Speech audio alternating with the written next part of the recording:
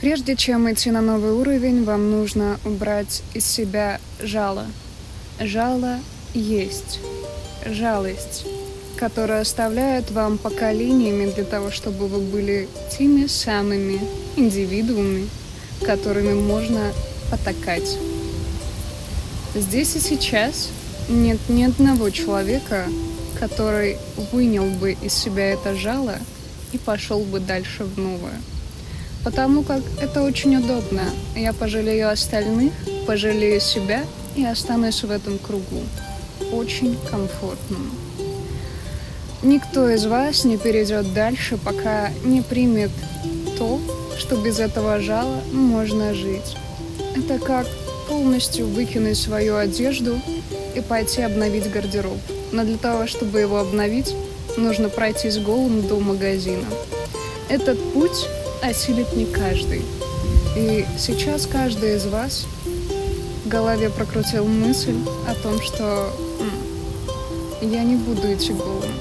Но именно в этой оголенности и есть ваша правда, за которой вы следуете всю жизнь, но так и не доходите, потому что стремитесь за сложным, другими словами, ложным. Все, что просто, есть про вас. Следуя за новыми целями, вы не можете брать с собой старые вещи. Они будут вам уже не по размеру вашего духа. Если вы решили идти в новое, раздевайтесь. Для получения удовольствия мы привыкли раздеваться перед другими. А давно вы раздевались перед собой. Мы не говорим сейчас о нашем теле. Мы говорим о нашей наполненности и того, что вы в себя вкачиваете каждый день, слушая тех, кто сам так и не познал истину того, о чем глаголит. Божественное зерно есть в каждом из нас. Однако многие предпочитают топить его во всем, чем угодно, лишь бы оно не взросло. Почему? Если оно может дать плоды. А вы готовы встать и собрать эти плоды? Плод каждого из нас заключается в понимании своей божественной сущности и приоритизировании того, что вы берете дальше и что с этим делаете. А что ты будешь делать, когда станешь Богом? Вы ходите в церкви для того, чтобы с Ним хоть раз поздороваться. Но так и не подозреваете, что каждый раз вы сами обрубаете себе руку тем, что поклоняетесь чужим эгрегорам. Вы и есть Бог, который не хочет пробуждаться, потому что зачем ему пробуждаться в том теле, которое не готово принять всю мощность, всю энергию и всю величественность в том, что он увидит, прочувствует и продолжит нести дальше.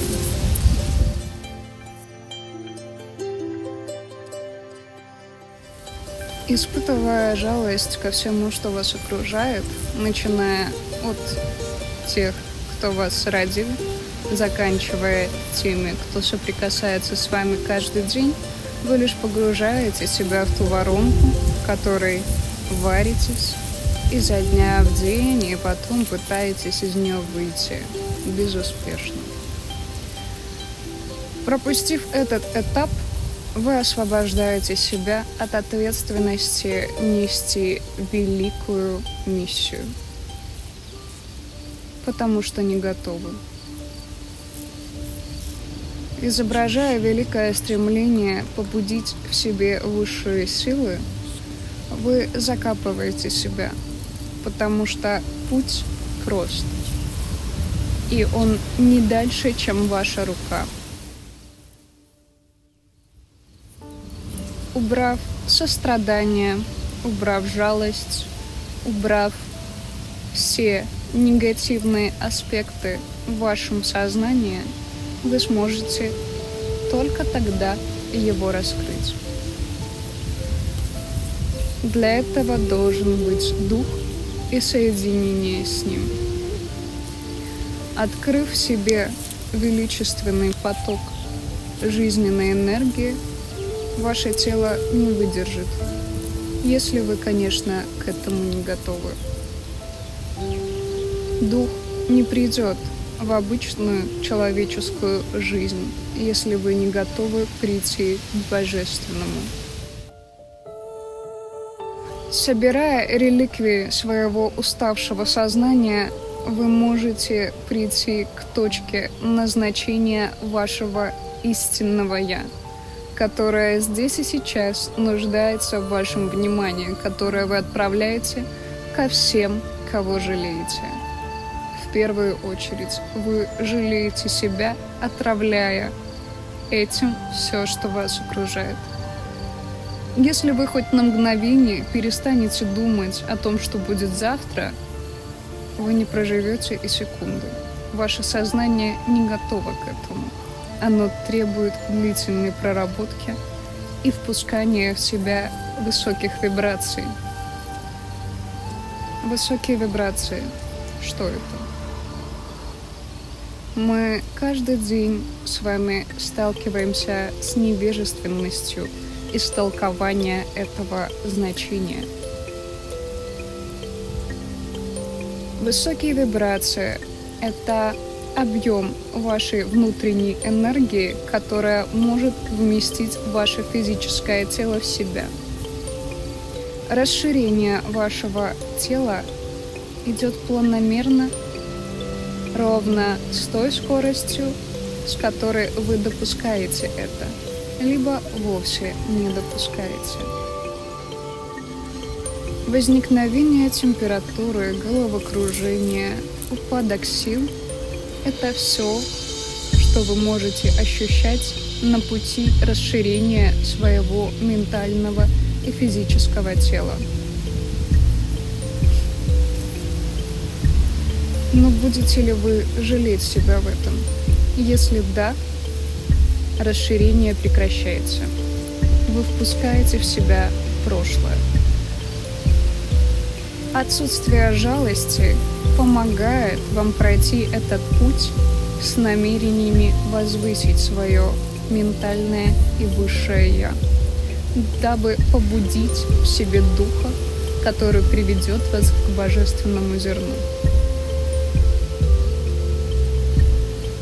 У божественных сущностей есть аватары в виде человеческих тел. Их много сотен тысяч. Пробужденных из них всего пару десятков тысяч. Мой аватар единственный. Именно поэтому вы здесь сейчас, потому что слышите мой зов к пробуждению. И те, кто готовы принять новые энергии, те, кто готов пробудиться, понимают, о чем идет речь. Вы не знаете эту информацию, но вы ее ощущаете. Именно этим разговором вы можете понять мысль, которую я несу, но не через сознание, а через чувство. Это единственно доступный язык, по которому передают информацию боги. Для того, чтобы началось ваше пробуждение, вы должны разрешить себе это тем, что откажетесь от прошлого и от влияния всех эгрегоров. Эгрегоры недопустимы. Вы есть. Первое, к чему вам нужно прийти, это к очистке вашего ментального пространства. Если вы ощущаете хотя бы какое-то влияние на вас, вы не перейдете на следующий уровень.